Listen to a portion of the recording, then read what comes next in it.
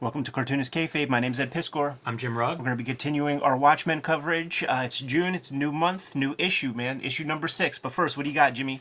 Patreon.com/Jim Rugg, where you can download my out-of-print zines and mini comics. This is what I'm putting up this month on my Patreon. It is the process behind the making of the Street Angel Gang.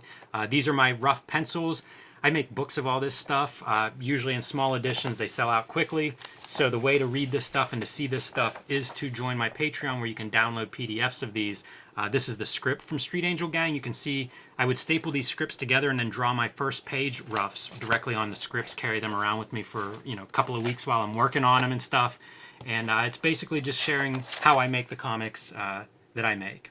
So this will be the offering for June on patreon.com/Jim Rugg. Super cool, man. Red Room comics are out in the wild. Get them while they're hot, man. We have to reprint issue number 1. So if you see it out there, make sure you scoop it up. Remember where you were when you missed out on Walking Dead issue number 1. Murder on the Dark Web for Fun and Profit is the name of the game in the Red Room universe. Every single issue completely self-contained, even though some characters still prance around from issue to issue every now and then. Get it put on your pull list. You can pre-order it for Fantagraphics. And if you want to read the comics before they see paper, go to my Patreon, patreon.com/Ed Piskor. I have 4 issues up there right now. I put new strips up every Tuesday, $3 to get you the archive there. And you can get to all of these locations for pre-order in the Patreon at my link tree in the description below. So Jimmy, we are at chapter 6 of Watchmen. Part 2 of the Rorschach trilogy. Got captured last chapter, and we're going to dig into his brain a little bit and see what's inside in this issue. This might have been my favorite issue as a kid coming up. It's certainly one of them. I really like this whole kind of like mini story within Watchmen, and I really like this particular issue as it gets into his origin, gets into the Rorschach blot test. I don't know if we talked about this in the past, Ed, but how horribly I mispronounced Rorschach as a kid reading this. Oh yeah, me too. I never said the words. Just like I never said Sienkiewicz or tried to. I just said Bill S with the crazy back end alphabet vowels at the end of his name, and Rorschach was just the long complicated R word in my mind. Impossible. I tell you, man, looking at this like on screen, I'm surprised by how bright that yellow is. For some reason, I didn't catch it on the reread, but looking at it now, it's right in the center of the page, and it is like your 100% yellow just screaming out of the middle of that page. Would you agree that Walter Kovacs is like demented, almost like a Mad Magazine Archie grown-up kind of character? He's got the freckles, got the ginger hair, kind of the same crop on the side and stuff. I never saw that before either, and now I will not be able to unsee it. That is Alfred P. Newman if I've ever seen him. One of the things that I sort of got from this issue, and I can't believe it took me 6 issues to kind of like figure out this kind of part of it. I guess because we do spend a lot of time with the psychologist guy who's trying to reverse engineer or trying to dig into Rorschach's mind a little bit, is how smart it was for Moore and Gibbons to remind us that this is a world populated with people. You have the newsstand, right? You have the kid reading the comic. We have the and every character that we mentioned kind of like passes through the newsstand at one point or another. There's the lesbian cab driver, gets in a domestic situation with her partner. The psychiatrist guy, he passes through the newsstand, and it's showing us and giving us a couple of characters who exist in this world because we need to lose them in that last issue, So that's something that came to mind while going through this thing. Here's something that come to mind on this particular issue. The Abyss Gazes also. This was a quote that I really liked. Like he always has these titles that pull out of quotes, and this is about, beware or be careful the abyss that gazes back, that kind of thing. Yes. You see it again and again in these panels where it's like one of those two characters' point of views, and then it'll switch over, So we have the psychiatrist's point of view, then we have Rorschach's point of view, and going back and forth of that, like, gazing, whichever one you decide you believe is the abyss, but it's just constantly looking back and forth, and even, like, the Rorschach patterns reinforcing that kind of motif. It's perfect for the arc of this issue as well, this title, because we see our jovial, happy-go-lucky psychiatrist guy, and when he starts talking about killing cats in that last page, he spent a little too much time with Rorschach. He talks about like not being mistaken for calling him Rorschach.Kovacs. Eventually, he's going to start calling him Rorschach. His relationship with his wife is pretty nice at the beginning. There's a whole arc there. Yeah, it's really really strong as to like who's converting who to their ideology. And he's playing the guy out for a little bit, man. I see pretty little flowers. I Yes. see a sunset, and when we see what he's really imagining, it's clearly Yeah. not that stuff. Which is origins is what we're kind of getting in this issue of Rorschach and those flashbacks or the thoughts that he sees and then does not share initially, but getting to see kind of that backstory of who he is and what he grew up as. A horrible life, terrible at home with his mother, terrible on the streets with his peers, but none of that is what makes him Rorschach. Right. Maybe a contributing piece, but very serial killer-like. Whenever you Yes. read about serial killers and it'll be like, oh, abused as a child, these things that like, okay, but lots of other children are abused and most of them don't become serial killers. It's like, that's not the thing that actually makes him Rorschach, but it is a shitty life that he leads. Yeah, it sure helps, man. And certainly, like, with the serial killer profile stuff, like, the sexual component, like, with the parent is off the Henry Lee Lucas. But talk about his mom would take tricks in the same bed that he was sleeping in and stuff. This is awesome right here whenever he has his little interaction. I always think of it as, like, Kirby origin story or something. Like, in the LES, when they smash that, what is it, like a ice cream cone or something on his face, like some sort of donut or something, and he's got the Rorschach symbol on the face with the splatter, dude. Pretty freaking sick. Yeah. Just festering, dude. Like, he's just standing there at the cell, just festering. I remember Howard Stern talking about whenever he was like first getting into the game, and he was in Detroit. He would do his 3-4 hours on the radio, and he was living far away from home, like had no friends or anything in the town. He would go home at the end of the day after eating dinner and just basically sit there until the next day. The next day when it was time to go back to work, and it's just like our boy Rorschach is just existing. Yeah, not sure what else you're going to do in prison there.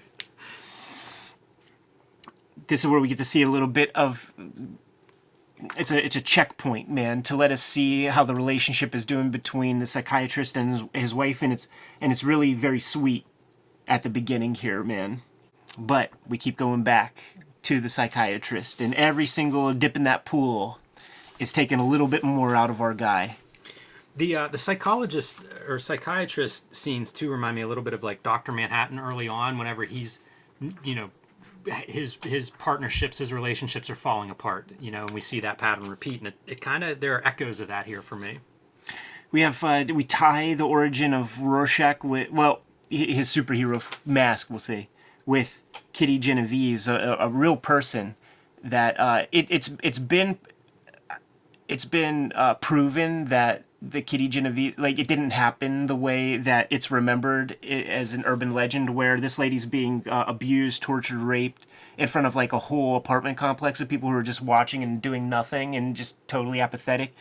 But the kayfabe is woven into the story here, and she was going to pick up some dress that had this Rorschach stuff. Yeah, pretty dark story within a story there, and those couple of panels of the onlookers while she's suffering. Very cool. Dark stuff. There's a lot of cynicism in, I think, Watchmen, in Dark Knight Returns, in that 80s kind of superhero comics, the dark and gritty stuff. And this issue feels like one of the most cynical of this run. For sure. Rorschach is a shrimp, by the way. They list his like body weight and his height. It's like 5'6", like 140 pounds or something. Napoleon complex. Yeah. That's what you see when he's a little kid being bullied. This is the prison stuff with him. Again, some of my favorite issues that whenever I first read this. But this is just a rough page, man. That guy's coming up behind him, wanting to get his pound of flesh. It gets a whole lot more than he expected. That's goddamn right, man. One of the things I've marveled at a lot this issue is the kind of the spare backgrounds that Gibbons is employing. He's uses some reference, but these are comic book backgrounds, and it's been that way throughout. But I do think it's so cool. In an age now where you could just like hyper reference everything, he gives you just enough, man, to sell you on the shorthand. And he's such a precise artist that he could go hardcore, Barry Windsor Smith or something like that, and make everything perfectly legit, make this Rikers Island or something. But he gives you just enough to sell you on everything you need, man. It's perfect cartooning in that respect. Much preferred. I much prefer this kind of cartooning to that heavily referenced kind of style. And there are these moments, like to me, this panel, very simple, no background at all there, but it tells you everything you need to know. You see the guy who's 6 inches bigger than him crowding that frame behind him visually, totally pays off. The center pieces, I point them out, I think, every video, but page after page, they're composed where it's like you have your individual panels and it all reads, but you look at it as a page unit, and they almost always are beautiful as a page unit. This being no exception, where it's like the piece that we're going to build this scene around, right in the middle of the page there, that boiling hot grease fat. Could there be a worse sounding thing than having that dumped on you? Right. And Moore is so good at it, because then we follow up with what happened to the guy. What's the medical result of having that stuff poured on you? It sounds awful. And he's the MacGuffin on the next issue when it's time when the riot gets popped off. It's like, if this dude dies, everybody's coming at you, Rorschach. And that dude dies, and we'll get there. When we see the drip of the coffee, like that's sort of symbolic almost, or it's a companion piece to like the nostalgia. Absolutely. Cologne. And it's also, coffee has a smell to it. But then when you pull back, I never noticed this before. It's a Vite coffee machine. Wow. Yeah, I never noticed that until just this minute. Great detail. Yeah. He's a real George Foreman kind of guy. And here we are checking back with our psychiatrist couple, and the old lady wants to get filled out like an application, and dude's like, "Baby, I gotta work." It juxtaposed with the earlier scene when he was super randy and ready to hit them skins, man. There is so much attention to light and color in this issue. We see it with her shadow. With a sheer outfit. Look at that, man. But you see it on like where this lamp is casting light. You see it on the cover because there are like 2 bars that are shadowed over top of that Rorschach test. The detail on that kind of stuff to me is I don't know how you think about it at that level. Right. Every time we see our guy, man, our psychiatrist, he's got like a new bottle of Tums or aspirin or Advil or something like that. He's self-medicating. Man, you talk about the generic pieces. This panel, the superhero panel, it feels right out of a comic book. It's right. Ultra generic, but super cool looking. It's like that's the idealized version of this vigilante superhero character. There's a lot of that here, man. The superhero introduction page. Like, how many times do we see Batman and Superman do this exact pose? And more examples of light. Nobody thinks or works that way, I don't think, anymore. That was a big thing when I was trying to figure out how to make comics, was like, trying to establish light sources and things. I feel like that is just not... Give it to the colorist. Right. Let them figure it out. Boy, that's a great panel, though, of the superheroes standing in front of Night Owl's ship with all the hands and weapons in the foreground. Incredible. That's a 2-page spread. Because they look so comfortable. Like there's all these weapons coming at him. Like Rorschach has his hands in his pockets just chilling. It's good weapons, too. Anytime I have to draw weapons, you always try to figure out stuff that looks cool. A wrench, a broken glass. You know what that is, man? That's the New York Outlaws is coming to try to wreck some shop, man. It is. Ken Landgraf. I hope you watch our show. Do that as a commission, man. I'd love to see that. Watchmen versus the New York City Outlaws. The page right here with comedian burning the little map piece is great because you see all the characters employing a little bit of acting, man. Dryberg, a little bit nervous, like shocked at the moment. Silk Spectre girl, she's just checking out Doc Manhattan. Doc Manhattan, completely apathetic. Vite, slight concern. Look at these repeating motifs. The bars on the back of the chair and then the bars in the window that we're looking through whenever the shrink asks him if he has friends. There's so much distance between them in that panel. Yeah, man. And that is like that panel within panel, so it's like 3 small panels. There's your Judge Dredd component, man, where it's, that guy was just painting some graffiti yes. and like doesn't have teeth anymore, needs to get dentures. Checking back in with our couple. and our psychiatrist is totally ignorant to the house situation, man. Like, he's saying that, like, everything seemed great, blah, blah, blah, and he's sleeping like a baby, but she's, like, wide awake all night. Time to get to the origin of Rorschach, huh? Like, the psychiatrist was thinking about it, mulling it over a bit, and is presenting him the same Rorschach test from the very beginning, and is asking Kovacs to be truthful this time. What do you really see here? And we saw the dog head split open on page 1. Yeah. He just didn't describe that. But here he goes. This time he's going to let him know the truth. Here's a glimpse into my world, Doc. The origin of Rorschach. We're getting there, man.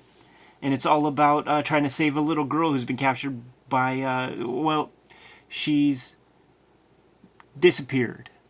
Don't know the full story. He goes around snapping necks, man. After the 15th person he put in the hospital, he's got some info. Great silent sequence, man, as he goes, checks that guy's house out, finds, like, what is that, like panties or something? Pajamas? Yeah, whatever it is, it's not good. It's a piece of clothing that came off of a little girl, in the fireplace there. Not good. I love the procedural part of this, and you realize that, this is a wordless scene. Yes. Like, we're looking at 20 panels or so right there, wordless. More than 20, 25 panels of wordless panel action. Kind of awesome. You'll see this with filmmakers like Spielberg will do a shot that doesn't cut, in the middle of a scene. It might be like a 2-minute shot somewhere in the middle of Jaws or whatever. I always love those kinds of pieces, and, like, we've been singing Dave Gibbons' praises for all through this review. This is another example of that, where it's, like, so cool to see him investigating and to be able to sort of have the wheels turning in the reader's mind as to, like, what pieces are you putting together here? And it's dark shit, man. It's like a cutting board, and then cut to the dogs out the window with a human bone leg. Right. He sneaks in, and he sees the dogs. We establish the dogs. They're paying no attention to him. So he's able to just, like, sneak his ass in there. Do a better sequence of detection than you've seen in any Batman comic ever created. Yeah, 9-panel grid. Like, there's no frills here. It's just really good, strong drawing. Panel, panel, panel. Yeah. You see Rorschach, like, considering things, mulling stuff over, looking at the dogs. And that bone looks like it could belong to a 5-year-old girl. That sets him up. He's done. Picks up that cleaver, man. And we know what happens next. And you see the moment of realization. He's, like, leaning forward, like, gets it. It's how do you express that with no face? Right. Here's the creeper, man. Who did the dirt. Coming back home. Ton of restraint on Alan Moore's part for just pulling back and letting the art tell this story. Yes. I'd like to read those script pages. Yeah, I'd be curious about that too.